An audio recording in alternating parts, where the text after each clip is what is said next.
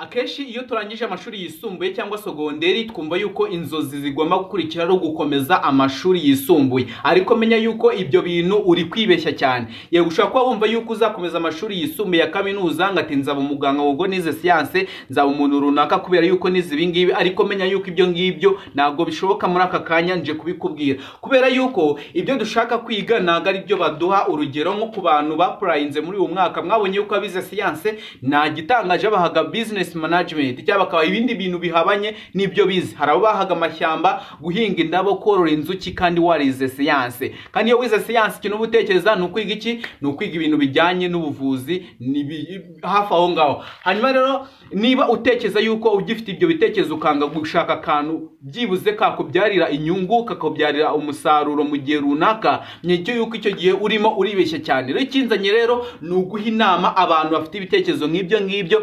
badashaka gukora, badashaka kubyaza umusaruro telefone zabo, badashaka kubyaza umusaruro internet, badashaka kubyaza umusaruro ubumenyi bakuye ku ishuri. Why not? Ni ufite ubushobozi bwo kuba wakora isabune warize science, kuki utaza noneho ubikore bikwinjirije inshuro ebyiri? Bishobora kwinjiriza inshuro wakoze icyo gicuruzwa cy'iyo product, ndetse bikakwinjiriza indi nshuro ya kabiri amafaranga menshi cyane. Ari cyo kintu nje kubabwira uyu munsi. Ushaka kuba warize ibintu bijyanye no guteka, kuki ibyo bintu byo guteka utabikora nk'umwuga kandi ukavamo imyuga ibiri? Mu guteka ugateka iwawe, ndetse ukanateka uteka mu buryo bw'ubushobozi bw'amafaranga, kuko guteka byinjiriza abantu umusaruro bikabaha inyungu z'umurengera. Hanyuma rero nje kukubwira uburyo ki wabyaza umusaruro ibyo bitekerezo byose ufite byo gukora, ugakora icyitwa content creation. Content creation ni uburyo ki? Ni uburyo ushobora gusoza cyangwa bitewe n'ubushobozi ufite, ukaba warize cyangwa utarize. Ngwino hano kuri YouTube channel nshya twafunguye, mwereke uburyo ki wabyaza umusaruro imbuga nkoranyambaga, social media, kuko izo social media zitunze abantu benshi, kandi abantu benshi bafite imirimo itandukanye, nabo baraza bagahita bafungura content bamurikira abanyarwanda bakabakunda. Rero twafunguye channel yitwa Channel of Rwanda TV. Iyo Channel of Rwanda TV ije gufasha abantu bafite ibitekerezo byo kubyaza umusaruro imbuga nkoranyambaga ndetse na telefone zabo. Gute rero?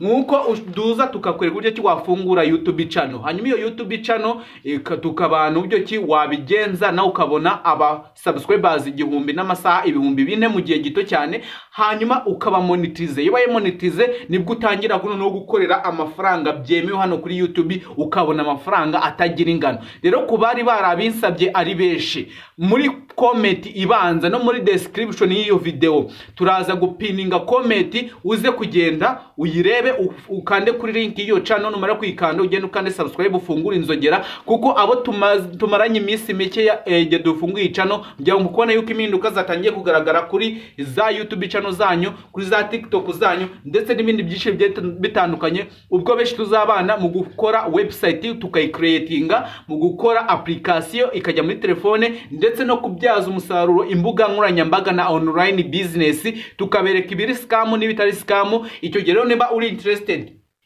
aho kugira ngo uze ukora ibintu utabize kinyamwuga, niba ufite YouTube channel ukabifita ariko yaragwingiye yaranze kuzamuka, gwino tubane kuri iyo channel mwereke uburyo ki ibintu bikorwa. Nige muzakomeza kubana kuri iyo channel. Nitwa Kariste Mutabaza Rundoci nk'ibisanzwe mumaze kumenyera. Hanyuma link urayibona gute? Urakanda musi y'iyi title y'iyi video, nuramara kwikandaho uhita ukandaho wanditsemo wa, ugenda ubone link iri muri ayo magambo ya description. Nurangiza iyo description urahita ukanda kuri iyo link, utungukiye kuri iyo channel. Nurangiza ugenda ukande subscribe, ufungure inzogera. Nudafungura inzogera nta biganiro byacu uzongera kubona, kandi tuje gufasha aba content creator bashaka kubyaza amahirwe imbuga nkoranyambaga. Ni kenshi ubusanga abantu batunzwe n'izi mbuga nkoranyambaga, ariko wowe ukaba utazi ukuntu bikorwa, kandi nawe iyo mpano uyifite. Ushaka kubuza ufite impano y'ubukomedi, ufite impano yo gusetsa, guteka, gukina, ibyo ari byo byose wakora byakubyara umusaruro kuri YouTube. Ngwino rero mwereke ukuntu ukuntu ibyo bintu bikorwa step by step.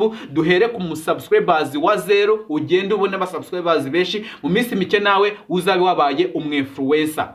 Gwino rero ngufashe ku bantu bashaka gukora content creation, hanyuma rero mbikwereke kuri iyo channel, mbere kubyo ki wakora website, ngwere kubyo ki wafungura application, ngwere kubyo ki wakora video editing, njya mubona uburyo ki ama video ba editinga ariko utazi ukuntu bikorwa. Ngwino mbikwigishe kuko no kumenya ko editinga video ako nakazi kambere, rero ngwino nabyo mbikwereke, ngwere kubyo ki wakora izo content zitandukanye, gukora ama thumbnail, gukora ama title ya video, ngwere kubyo ki bashutinga video. Hari abantu kuntu ujya ubona video zigiye zitandukanye, ngwino ngwe kuntu bikorwa, kandi ibyo bintu byakubyarira umusaruro. Hanyuma rero niba uri interested ukaba ushaka kubyaza amahirwe yawe umusaruro, ngwino kuri iyo channel yitwa Channel of Rwanda TV, umanuke muri comment ibanza urahita ubona link y'iyo channel, uyikande ukande subscribe. Hanyuma nurangiza iyi video uze kwisharinga abantu uzi bafite ibitekerezo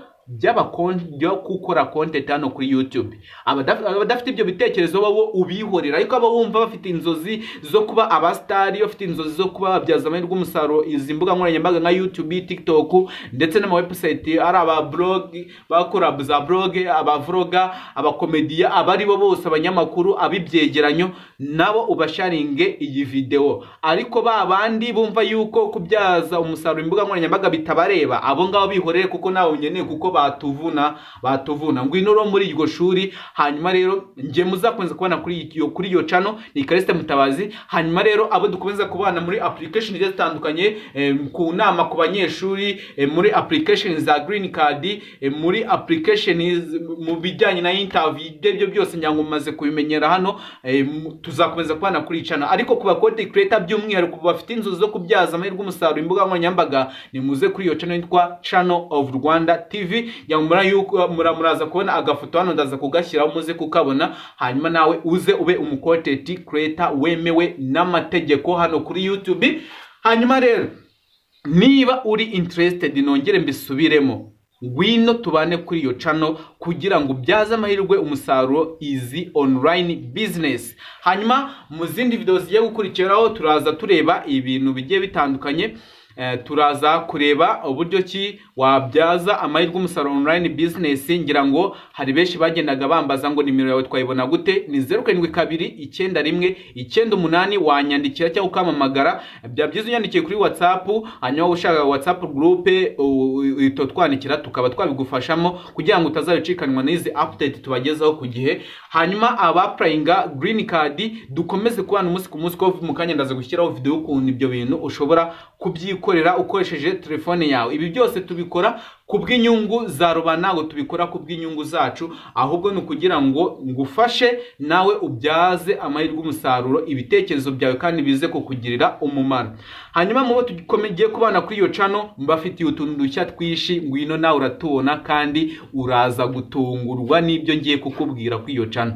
Bye bye rero, reka tuze kubana kuri iyo channel. Mbere kuri cyo wakora content ukamukonti creator, mbere kuri cyo wakora online business, bo tuzakwanda be kuri cyo wafungura freelancer, ubwo ni Upwork, mbere Upwork, mbere Fiverr, mbere freelancer, mbere kuri cyo wakora ibintu bigiye bitandukanye byakwinjiza amahirwe, byakubyara amahirwe ukabona umusaruro. Nago nje kukubwira ngo reba iyi video ngo winjiza amafaranga, nago nje kukubwira ngo ngwino ngufata amafaranga ngo yabitse, ngo numara ngo kuyabitsa ngo muri account ngo tuzatukungukira yangaya ku munsi mu minsi ngahe. Oya, ibyo ngibyo nubusikama uko nakomeze mbibabwira, ahubwo muze mbigisha uburyo ki wakorera amafaranga nta gishoro kandi muri business zizewe zitari scam, aho ushaka kuzana igitekerezo cyawe abantu bakabikwishyurira ukabyaza bikakubyarira umusaruro. Ushaka gufata product y'umuntu runaka ukayicuruza ariko utanayifite, oyego ukayicuruza utayifite, ariko iyo link washyizeho uwayinjiye agakanda agakora order akishyura, icyo gihe bahita baguha aya komisiyo. Ngwino ukuntu bikorwa rero, ni kenshi uzasanga abantu barakize, ni kenshi uzasanga umuntu akijwe no kwamamaza ariko ukaba utabizi. Ngwino mbikwereke kuri iyo channel yitwa Channel of Rwanda TV. Ntabwo ngiye kuvuga menshi, abumva bumvishe, abashaka kubyaza amahirwe umusaruro, abashaka gukora online business bya kinyamwuga pana ibintu byo gupapira, ni muze tubane kuri iyo channel.